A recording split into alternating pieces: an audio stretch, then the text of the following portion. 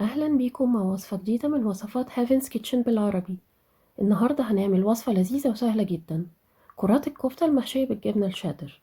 طعمها حلو قوي وتنفع كمان للي عامل لو كارب أو كيتو دايت، وكمان مش هتاخد أكتر من حوالي نص ساعة في عمايلها. يلا بينا نبتدي. أول حاجة هنحتاج نص كيلو لحمة مفرومة، وهنتبلها بمعلقة صغيرة ملح هيمالايا، ونص معلقة صغيرة فلفل أسود، ومعلقة صغيرة بودرة ثوم، ومعلقتين صغيرين بابريكا، ومعلقة صغيرة كزبرة، ونخلطهم كويس قوي مع بعض.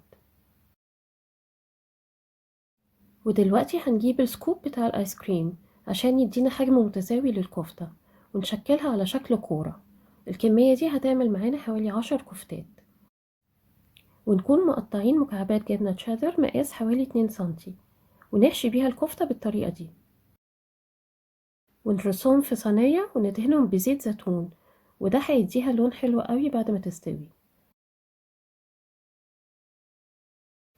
وندخلها فرن متسخن من قبل كده على 180 درجة حوالي من 20 ل 25 دقيقة.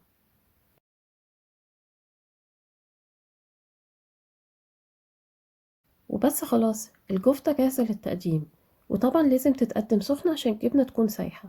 لو جربتوها قولولي رأيكم في الكومنتس، وما تنسوش السبسكرايب والجرس واللايك والشير عشان توصل لكم كل وصفاتنا الجديدة. وبالهنا والشفا.